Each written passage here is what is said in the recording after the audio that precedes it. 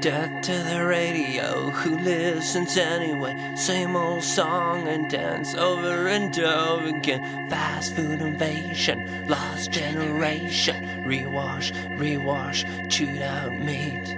Mojo's on the rise, got the devil's stride. But who's got the soul? Tell me, who's got the soul?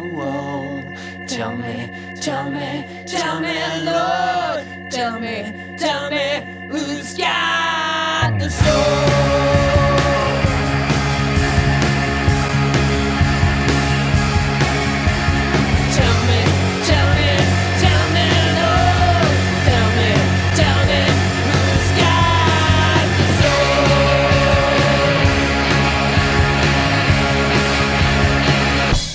The name of the band is Puffin' the Pillpoppers, and the style of music, I've always described the band as sounding like cross between Simon and Garfunkel and Sonic Youth. You know, there's songwriting underneath it, but we layer it under lots and lots and lots and lots of noise.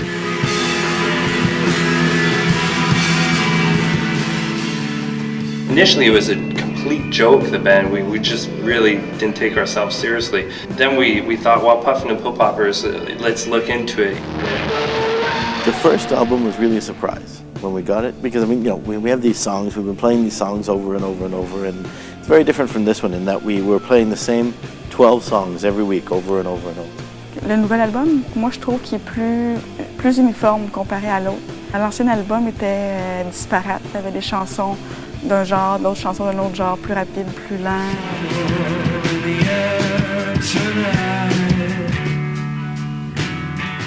Le premier album qu'ils ont fait, c'était très naïf.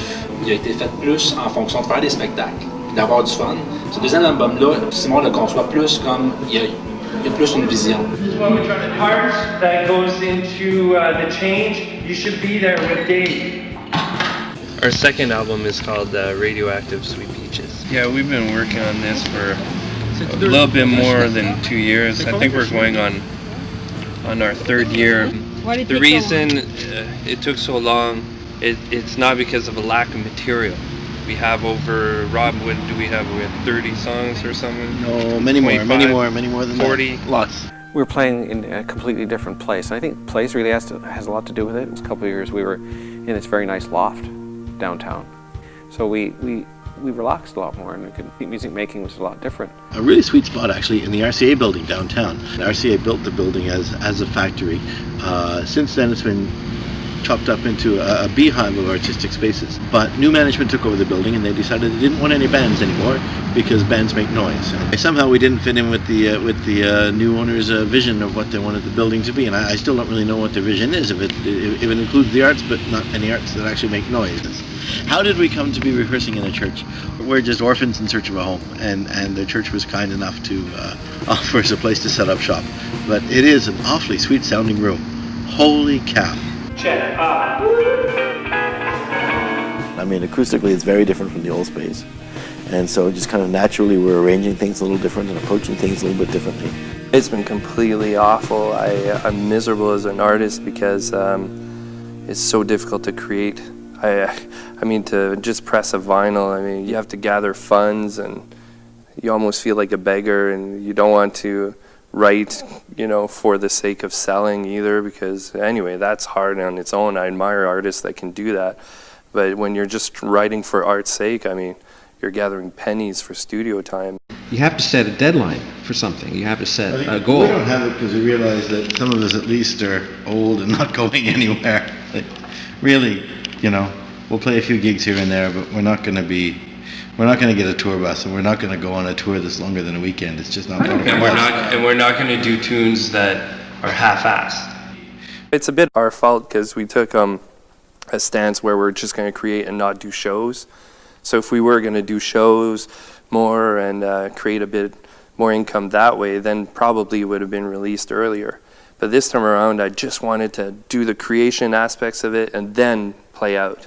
Is it frustrating? It would have been nice to have had the album ready last June when we first thought it would be ready. If you spend your time in a studio making music, I mean, what are you making it for? You know, you make music and you bring it out to people and you share it with people and people get enthused about your music. C'est important, c'est ça l'affaire. Tu peux composer, c'est important parce que c'est ça que tu vas montrer quand tu vas jouer. Mais si tu joues pas, tu fais juste composer. No, moi là, playing music and making music, it's not only a pleasure, it's a fulfillment. Well, Dave and Rob have this urge of rocking out and playing in live. They love it. They love it. And I don't hate playing live. I really enjoy it too. But I would say that doing music for me is more the creative aspects than rock and roll.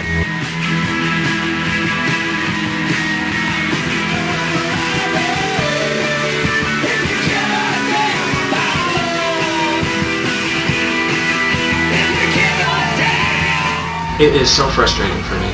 Right now I feel like obviously I want to play. I really want to play. So tell me, so what is your plan? I mean, how do you see this unfolding itself? Seems like our priorities shifted this year. Well, priorities didn't shift that much, really, you know? I think that, I think this is my last album. I think after that, I'm going to spend more time at home and see if I could teach my daughter music or something like that. Maybe watch her turn into a musician. I don't know. Why are we making music as a band? You know, we all have our own lives. We have families, commitments, work, and to be able to set all of that aside sometimes and just get into the creative process is really nourishing to the soul. Puffin and Pillpoppers is a strange kind of band. I consider it more like family and friends, and you can't really leave. It's like you can take sabbaticals or whatever, but it just comes around. I'm really happy they're letting me for 2 years work on this thing, but we're near the end, and I could tell.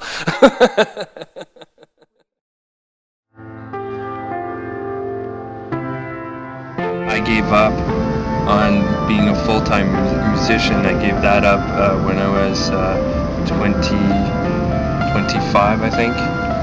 And I accepted that music was just who I am, but it doesn't need to be my career. It's really not a thought-out process, you know. I don't think any artist, whatever medium they're using, I don't think it's strategically mapped out. I think generally that's the beauty of art, is that it doesn't seem to come from within, you know. It's tapping into that thing, but it is a drug, because once you tap into that, whatever the muse or whatever you call it, you always want to go back, always, and you're trying to attain that moment of complete abandon. And that, at least for me, that's something I would miss if I would give music up, that freedom of forgetting about this reality and just moving into the medium of art. What? I'm getting him to smile. Tomorrow, I love you. Tomorrow, you're always a day away. Tomorrow, I love you. Tomorrow, you're always a day away.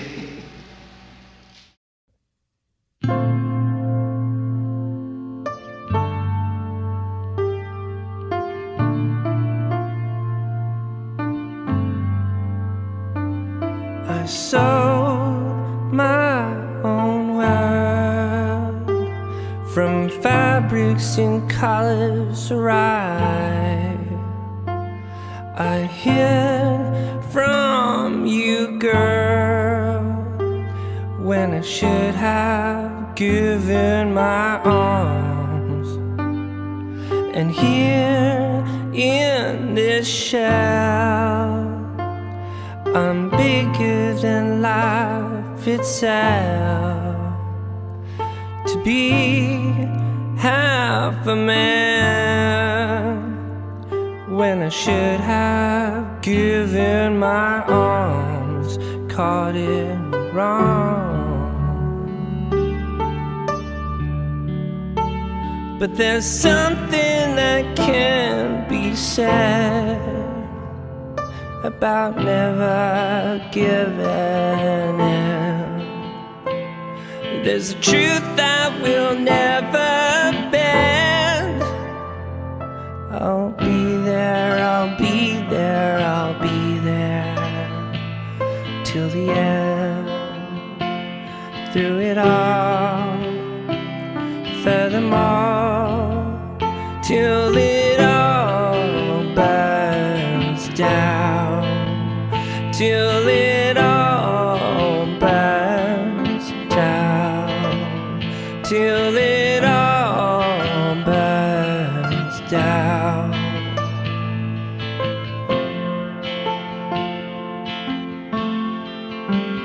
Till it